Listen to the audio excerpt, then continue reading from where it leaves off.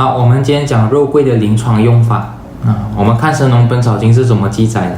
的叫母桂味辛温对，《神农本草经》其实记载了2种桂一个叫母桂，一个叫菌桂其中母桂讲的是肉桂而菌桂其实是桂枝那为什么用母桂这个称呼因为母在以前是指的雄性动物在中国文化里有阳刚的意思那你看那个肉桂树它的树干特别的挺它树皮很厚很硬那么肉桂刚好就是这个树皮的部分所以叫母桂那《神农本草经》就说肉桂味道是辛的其实指的就是肉桂含有丰富的芳香油中医里把药物分为5味叫酸苦甘辛咸那中医会通过分类来归纳药物作用的特点比如说辛味的药像生姜、肉桂、花椒之类这些药物都有一样的特点比如说起效快能够促进血液循环它背后原因就是因为这芳香油对，挥发性所以中医把这类药用一个字来代表叫做辛这辛字就说明这些药含有类似的成分以及类似的作用所以在临床上即使没有一个药我们也可以用其他的药代替所以中医说宁施其药勿施其味就是这个道理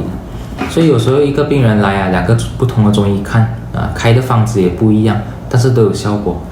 其实就因为抓住了这个大原则除非是有一些比较特殊的情况非用某个药不可的那也有所以中医临床就认识到药物有集体的共性还有独立的个性所以医生在临床应用就要很灵活那么肉桂的芳香油味道特别浓肉桂的功效主要也是来自于这个味道所以临床我们用的时候要注意如果是太老的树它的树皮就比较干效果就比较差要带点油修就修得出嘛比较有浓烈的那就是比较新鲜这一点古人有特别的提到《伤寒论》里记载张仲景很喜欢用桂枝其实他应该指的是肉桂仲景在用肉桂的时候特别提到要去皮本来就树皮还去其实这个去皮讲的是肉桂的外皮为什么？因为那个肉桂树它生长的时候那个外皮时常受到太阳的照射所以它那个芳香油基本都挥发掉了它用里面那一层就好像我们真皮层一样对，它主要是保护层来的所以如果临床开药用这样的外皮效果就会很差那我们要用是靠近里面的皮比较嫩的而且没有太阳直晒那效果比较好因此仲景讲的去皮其实是去掉这个保护层的皮没有什么味道的留下内皮来用这一点很重要因为中药不是提取的所以它质量是很容易受影响的根据这药物的来源它的状态还有它里面杂质药理成分就比如说我们临床如果开药开30克肉桂然后病人去抓的话如果质量不好放了很久再加上有很多杂质外皮的部分那么剩下的可能就没有30克对可能是5克10克吧那么肉桂最好也是不要放太久不然那挥发油容易跑掉密封起来放在阴凉地方还有的人习惯打粉最好是要用的时候才打如果你早打好放那边用1年那个味道都跑完了所以上网买肉桂粉的话也要让这个商家新鲜打那欧洲超市里面都是肉桂粉对，那个就差一点拿来吃吗那个主要是调味就它可能保健效果就差一点那么肉桂有什么保健的作用《神农本草经》就接着说主上气咳逆结气喉痹吐息咽喉的病对有我们一个个来看咳逆大家都懂就咳嗽那什么叫上气其实就是因为咳嗽的时候那横膈膜回弹的一个反射动作在我们咳嗽的时候我们横膈膜会收缩往下对吧它为了腾出空间让那个肺吸收更多的空气然后到要咳嗽的时候我们腹肌用力那个横膈膜才会反弹它这样弹回去那气体就会冲出来是吧所以咳嗽就会很有力量所以在这时候久咳的人他会感觉到胸口有一点酸痛，其实就是因为横膈膜它过劳了。横膈膜本来就是肌肉对，它就容易累嘛。那么这个横膈膜回弹的感觉就是上气的一个内在逻辑了。那接下来是节气，就感觉有东西堵在胸口类似胸闷这样。那古人不知道是什么东西，所以叫做气嘛。心脏病的人也有一些胸闷气短的症状，也会有很多人就这样去看医生，结果是心脏病了。很难查出来因为它是一时性嘛，过完就查不出来。一过性的症状。对，为什么会感觉堵这其实和这个呼吸道炎症有关。当我们发炎的时候，那支气管会发炎红肿嘛，所以那个肺的出口会被堵的。肯定小了嘛，变窄了。所以我们呼气的时候，那个我们肺里面的气排不出去，它就有一点在那个肺里面。我们现在医学叫产气量增加。这一般在呼吸感染都会出现的。只是明不明显的问题。再来就是喉痹，其实就是喉咙发炎。对，痹就是不通的感觉嘛。然后最后是吐息。在道家练功的时候，吐息指的是一种呼吸训练的。好像像我们说深呼吸，冥想的时候是吗？但是在这里不是指这个，它是一种病理状态，就是用嘴巴呼吸，张口呼吸。为什么会这样？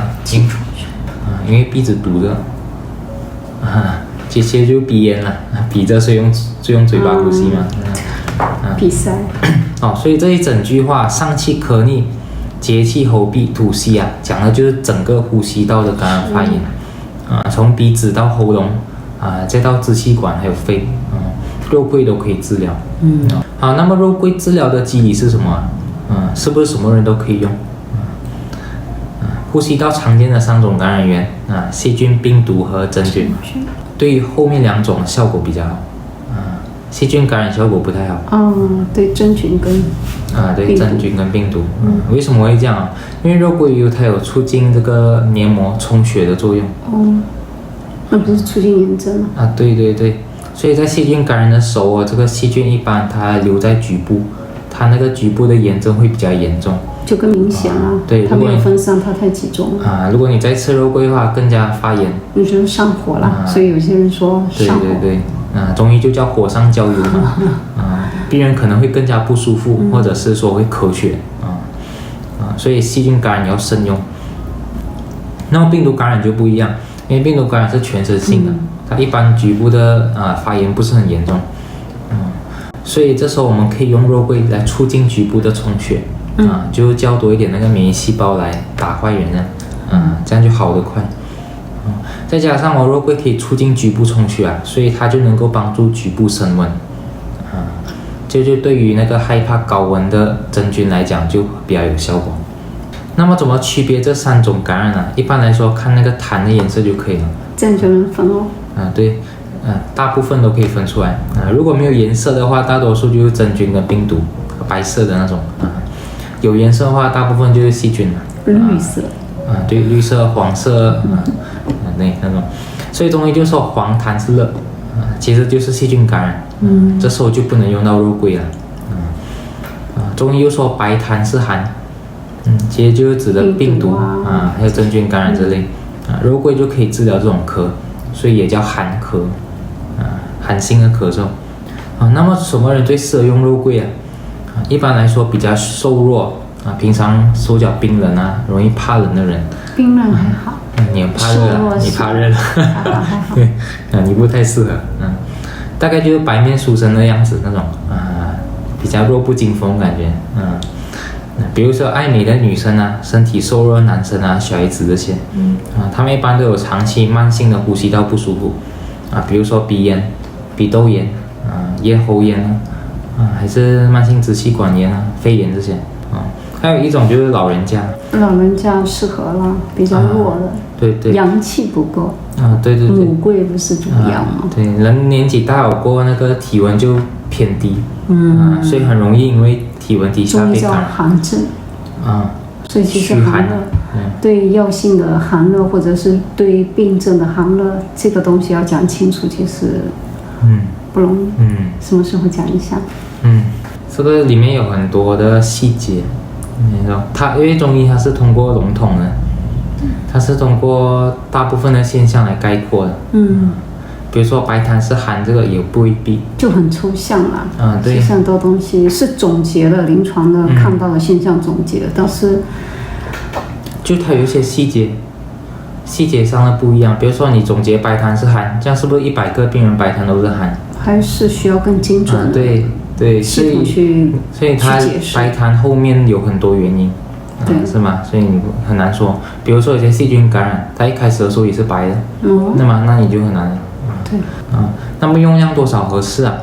一般如果是保健升温啊，提高免疫、促进循环的话，每天用10克左右就可以。打粉啊，放在无糖的优格里面。这不就是欧洲人典型的？对，就点心啊、咖啡啊，什么都可以或者单独煮水喝也可以那如果是有症状的，好像咳嗽、胸闷气短那种或者慢性呼吸道不舒服的人，那么就可以每天30克肉桂煮水可以反复煮一天喝几次都可以那么如果大家要效果更好一点，可以加上甘草。至于为什么要加我们在之前的视频有谈到，大家可以看回去深度了解一下，不要用错就可以那如果大家有什么疑问可以随时留言我们会尽快答复。好，我们下次再聊。